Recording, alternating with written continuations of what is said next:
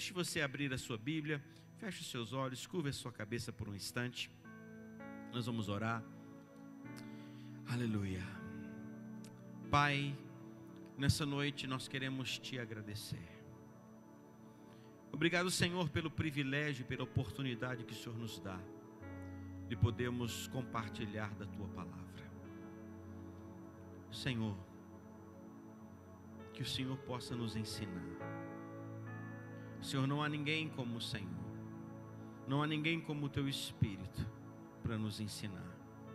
Senhor, tu és o autor dessa palavra, que ao falarmos dela, Senhor, o Senhor possa nos explicar e o Senhor possa nos ensinar.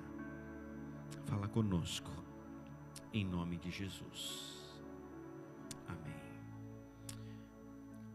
Abra sua Bíblia comigo no Evangelho de Mateus, capítulo 7.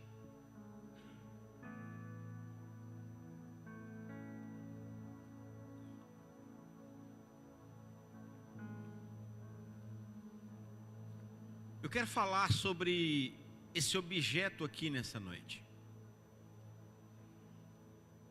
Todas as pessoas aqui possuem na sua casa. Alguns mais, outros menos, mas todos aqui possuem uma porta na sua casa. Mateus capítulo 7, deixa eu abrir aqui. Não precisa colocar os versículos não, meu Fabiano, eu vou lendo aqui, tá?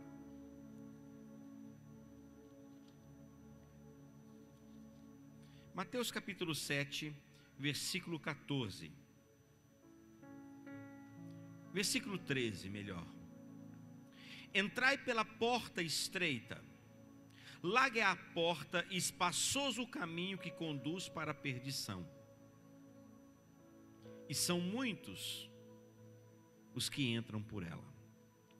Porque estreita é a porta e apertado o caminho que conduz para a vida.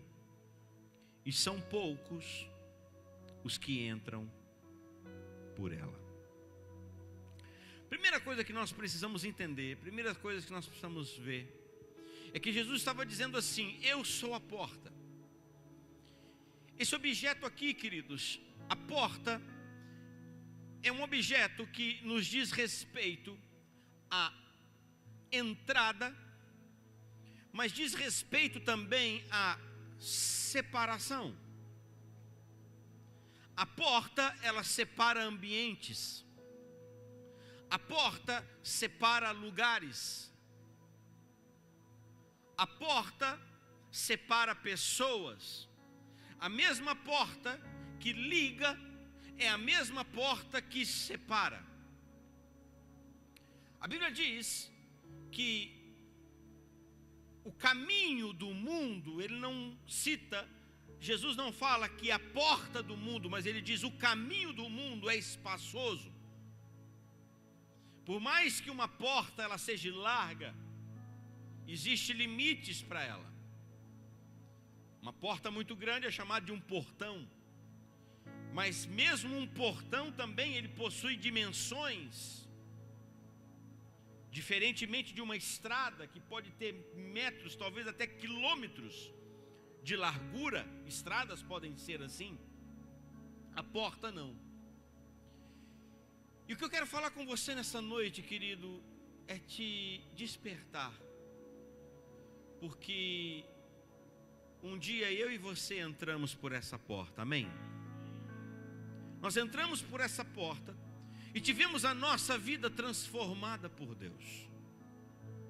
O grande problema é que muitas vezes nós, ao entrarmos nessa porta, por essa porta, nós fechamos essa porta diante de nós e ficamos envolvidos com o ambiente da glória e da presença de Deus. E nos esquecemos do que está acontecendo do lado de fora. Você é capaz de imaginar, irmãos, a uma hora dessa, o que está acontecendo por trás de muitas portas como essa aqui? Você é capaz de imaginar, talvez você more em um lugar, né? Barretos não é uma cidade muito comum de apartamentos, de condomínios assim, mas nós sabemos que em cidades maiores, em edifícios, mas você talvez more em um lugar de um condomínio, onde tem vários apartamentos, e muitas vezes para você chegar até a sua casa, até a sua porta, eu estava esse final de semana, nós estávamos lá em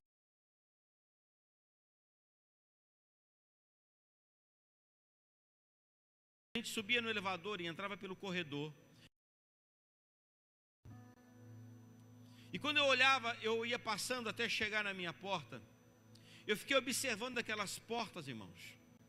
E nós ficamos imaginando o que acontece por trás. Eu fiquei imaginando.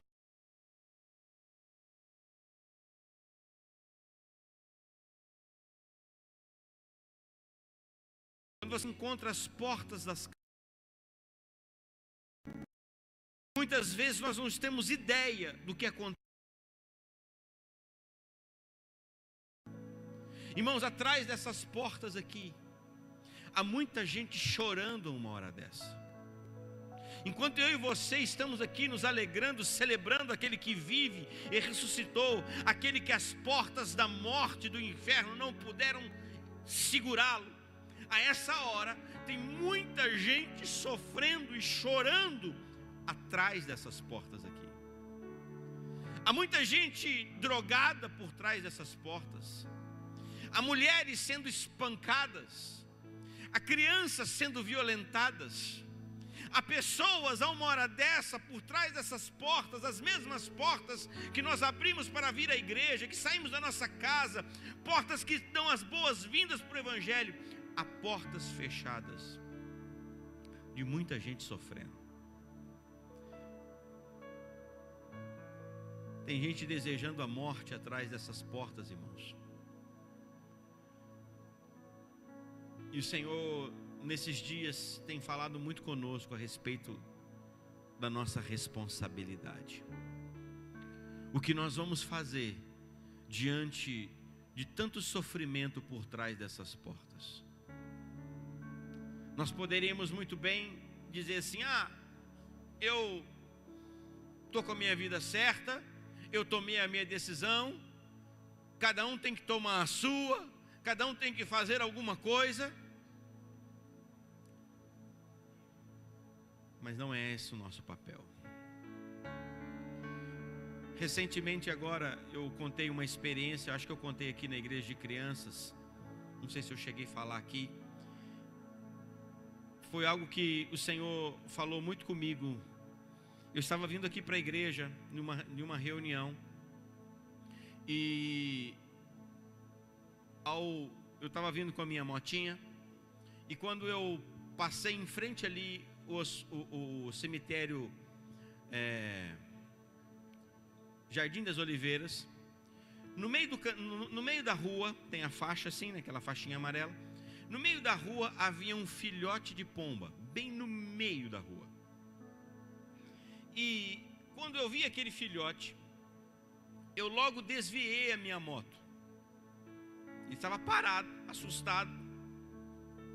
E quando eu vi aquele filhote, na hora veio um instinto dizendo assim para mim: para e tira esse filhotinho daí da rua, senão alguém vai passar em cima dele. Só que ao mesmo tempo veio algo na minha mente, veio uma lembrança do que essas pombas produzem para nós aqui na igreja. Elas são um tormento, irmãos. Elas estragam as calhas.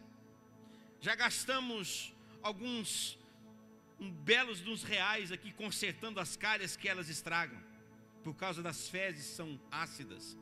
Elas estragam a grama, porque depois que chove, todas aquelas fezes ácidas descem pela tubulação, e aonde tem a grama, queima a grama de tão forte que é. Elas entopem as bocas das calhas, e quando chove, as calhas transbordam e derramam água pela parede e mancham a parede, mancham a pintura nova. Tudo isso veio na minha mente em fração de segundos, e a primeira coisa que veio na minha mente foi assim: uma a menos. Eu logo pensei assim: se alguém passar por cima é uma a menos, para me dar trabalho lá, para me dar prejuízo lá na igreja. Só que ao mesmo tempo, irmãos, veio uma voz dentro de mim dizendo assim: tira ela. E no que eu passei ali em frente ao cemitério, fiz aquele contorno, aquele balão e subi. Quando a gente está subindo para chegar no Minerva, logo no meio do caminho eu parei, peguei a minha moto, atravessei a moto por sobre o canteiro, porque eu não queria ir lá na frente, fazer o contorno e voltar, eu queria ganhar tempo. Passei em cima do canteiro, voltei, e quando eu cheguei, eu não fui lá na frente para fazer o retorno, eu também novamente passei em cima do canteiro para ver se eu ganhava tempo. Mas nesse intervalo de tempo, nessa fração que isso não durou, isso tudo não durou 1 minuto, irmãos, foi menos de 1 minuto. Porque eu não parei e fiquei pensando, meditando, tudo isso que eu estou contando para você, foi em fração de 30 segundos. Foi o prazo de eu passar ali, subir, contornar, voltar e atravessar o canteiro. Quando eu voltei e que eu cheguei aonde ela estava, um carro já havia passado por cima dela. Na hora eu não tive uma sensação de alívio, puxa, uma a menos. Mas naquela hora o Senhor me ensinou alguma coisa, o Espírito Santo me ensinou algo dentro de mim. E Ele disse assim para mim: Eric, há muitas pessoas que têm apenas alguns segundos de vida a mais só. Há muita gente que não está tendo mais tempo. Há muitas pessoas que estão nos seus últimos minutos, estão nos seus últimos dias, estão nas últimas semanas. E o que você vai fazer diante dessa realidade? Há portas, há muita gente chorando por trás de muitas portas, irmãos. Há pessoas desesperadas atrás dessas portas. E nós não podemos dizer assim: eu não tenho nada com isso, isso é responsabilidade de cada um, isso aí cada um que se vire com a sua vida. Não, nós somos responsáveis sim. Deus criou o homem, Deus colocou o homem aqui. O homem pecou. E o Senhor simplesmente poderia dizer assim: não, eu dei tudo para eles para viverem de maneira correta, eu dei tudo para eles viverem de maneira certa. Escolheram o pecado, escolheram a morte, que agora morram e paguem pelo seu erro. Mas não. Jesus disse assim: Pai, eu vou lá, eu preciso pagar a conta, eu preciso fazer alguma coisa por eles, ainda que me custe a minha própria vida. Queridos, nós estamos na iminência agora de começar algo aqui na nossa cidade, nessa igreja, que nós nunca fizemos aqui. Nós vamos começar as casas de paz. O que são as casas de paz? É o momento onde nós, como mensageiros da paz, vamos sair por toda a cidade de Barretos, encontrando e batendo nas portas. Isso pode ser literalmente, não que nós vamos ter que sair de porta em porta, mas nós vamos encontrar pessoas que estão precisando de paz dentro das suas casas. Irmãos, você não tem ideia o quanto as pessoas têm sofrido nesse mundo, como as pessoas têm passado por tantas necessidades. E quando eu digo necessidade, eu não estou falando de coisas financeiras, não, porque de todos os males, esse é o menor. É tanto sofrimento, irmãos. É gente com depressão, é gente doente sem esperança, é gente com filho nas drogas. A uma hora dessa, homens não chegaram, saíram cedo de casa e não voltaram para casa até agora, estão embriagados em um bar ou em uma esquina. Pessoas que saíram para se drogar, pessoas que saíram para se prostituir, pessoas deprimidas dentro de casa. Por trás das portas, nós não temos ideia do tanto de sofrimento que existe aí fora, irmãos. E nós não podemos ficar simplesmente alheios a essa realidade. por isso que quanto mais nós nos aproximamos do Senhor, quanto mais nós nos relacionamos com Ele, mais nós entendemos esse papel. Porque aqui, irmãos, nós não temos isso como uma obrigação. Ah, eu vou ter que fazer uma casa de paz, pastor, eu vou ter que ir com alguém abrir uma casa de paz.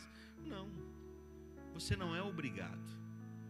Mas se você verdadeiramente teve um encontro, e você encontrou com o amor de Deus, porque a palavra de Deus diz que o amor dele nos constrange. O amor dele nos constrange. E nós decidimos amar pessoas, sabe por quê? Porque Ele nos amou primeiro. Quantos foram amados por Deus aqui? Irmãos, o mínimo que nós podemos fazer é levarmos esse evangelho aqui para as pessoas lá fora. É o mínimo. Vamos um pouquinho mais para frente em João capítulo 10. Evangelho de João, capítulo 10.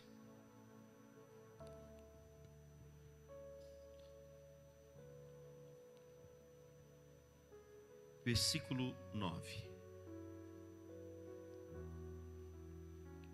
Eu sou a porta. Se alguém entrar por mim, será salvo. Entrará e sairá. E o quê? Achará o quê? Pastagem. Preste atenção. Eu não sei se você já reparou nesse texto, mas ele fala assim. Jesus disse assim: eu sou a porta, né? Eu sou a porta. Se alguém entrar por mim, será salvo. Quando você entrou por essa porta chamada Jesus, você recebeu salvação na sua vida. Agora entenda uma coisa. Imagine só que aqui atrás é o lugar de salvação. Porque a salvação, a fé, o estar em Deus é um lugar, é uma condição.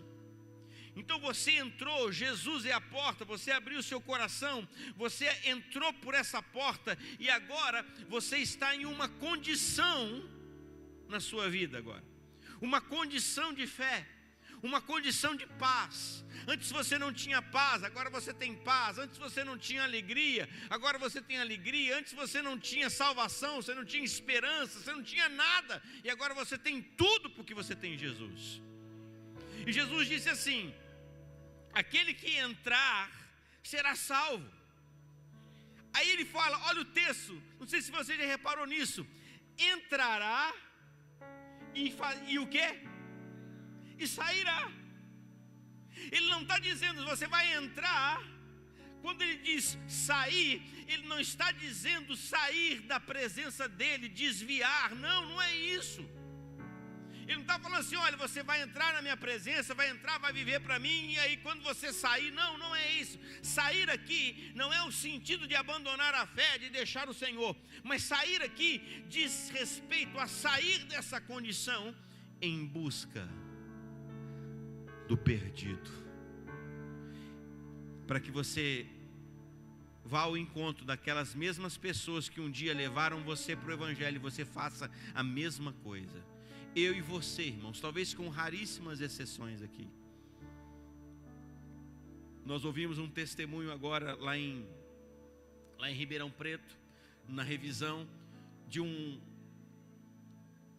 homem nos Estados Unidos, descendente de índios, que o próprio Jesus apareceu para ele e deu uma palavra para ele.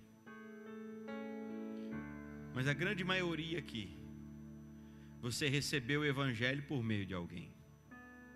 Ah, pastor, eu li um folheto. Pois é, mas esse folheto foi entregue por alguém. Ah, eu vi na televisão. Pois é, mas alguém fez o programa de televisão. Ah, eu ouvi no rádio. Alguém fez o programa do rádio. Ah, foi aquela música. Alguém fez aquela música, alguém gravou aquela música. Todos nós estamos aqui hoje. O Evangelho, ele veio até nós por meio de alguém. E cabe a nós hoje, irmãos, sermos porta-vozes, porque a Bíblia diz, entrará e sairá. Sairá para quê? para levar as boas novas para as pessoas que estão aí fora. Amém? Irmãos, tem muita gente sofrendo por trás dessas portas. Tem muita gente. Tem muita gente a uma hora dessa angustiada. Tem muita gente uma hora dessa muito triste. Tem muita gente uma hora dessa sofrendo porque não conhece essa porta chamada Jesus. E nós somos responsáveis por levarmos esse evangelho para as pessoas.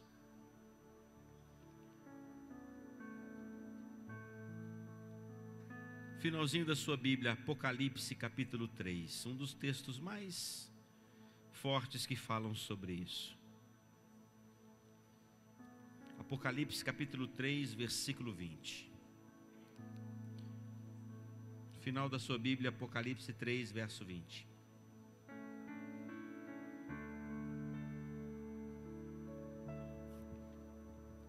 Eis que estou à porta e bato. Se alguém ouvir a minha voz e abrir a porta, entrarei em sua casa e cearei com ele e ele comigo. Jesus disse assim: eis que estou à porta e bato.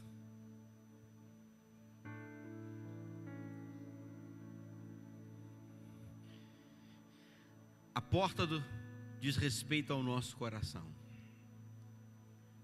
Toda porta tem uma maçaneta. E essa maçaneta precisa ser aberta pelo lado de dentro.